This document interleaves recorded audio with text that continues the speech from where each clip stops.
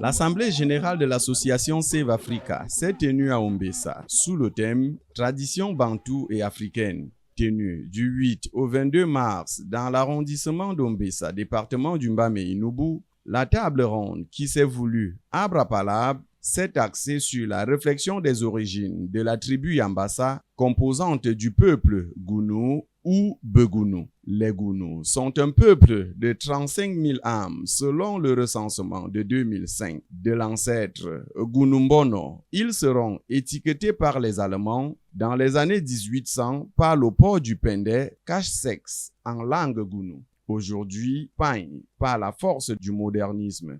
Le notable Célestin Ayangma explique.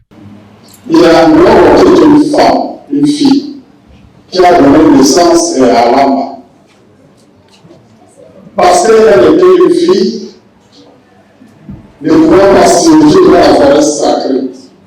On a appelé son fils Alama. La raison pour laquelle on ne peut pas en parler de nous. On parle le Coran, le Messa, l'Injil et la langue. C'est bien de faire la recherche. Vous savez, même les écoles de langue, vous êtes allés là.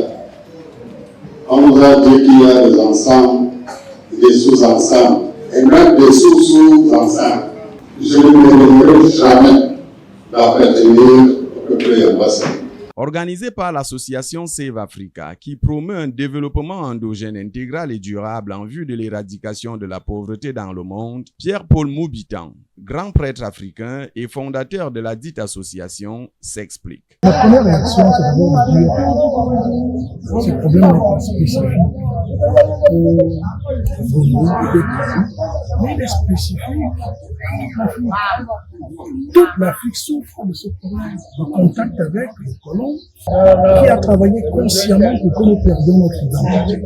Il savait que la force d'un peuple, c'est son identité, c'est la reconnaissance de son identité propre. Et elle passe par, entre autres, la langue qu'un peuple parle. Un peuple est fort lorsqu'il parle sa langue maternelle. Un peuple est fort lorsqu'il peut parler sans qu'un autre qui n'est pas de ce peuple comprenne ce qu'il est en train de dire. D'où la question du secret. Si nous, les gars, ont réussi à nous dire, vous nous appelez désormais ceci, et que nous on intègre ça et on commence à s'appeler ce qui n'est pas bâti sur la linguistique, sur la même langue qu'on parle, les mêmes us et coutumes, du coup on nous a désarticulés et on est devenu très faibles.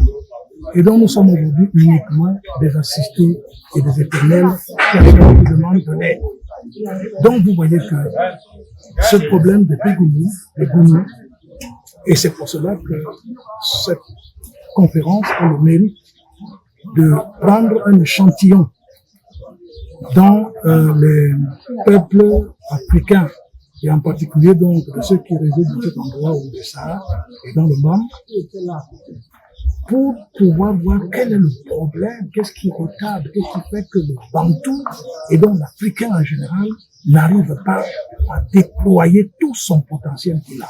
Des intermèdes culturels, des présentations des stands aussi, et bien d'autres ont meublé la journée. L'événement a rassemblé des participants issus de plusieurs pays dans le monde, des chefs traditionnels de l'arrondissement d'Hombessa et d'ailleurs, les notables, les autorités administratives, tout un beau monde pour réfléchir autour des questions de connaissance africaine et de sa culture. Nous sommes là déjà pour signifier le soutien des pouvoirs publics aux initiatives comme celle-ci qui font connaître le Cameroun à travers le monde entier, qui participent de la Renaissance africaine, que vous savez qui est chère au chef de l'État, son Excellence Paul Biya, et naturellement le Cameroun, le continent, comme on le dit, l'Afrique en miniature, qui naturellement devrait être au centre d'un tel projet et qui fort heureusement est la matrice fondatrice de ce projet Save Africa, qui réunit, comme vous vous le voyez, les adhérents, pas venant seulement de l'Afrique, venant de la Guyane, de la Martinique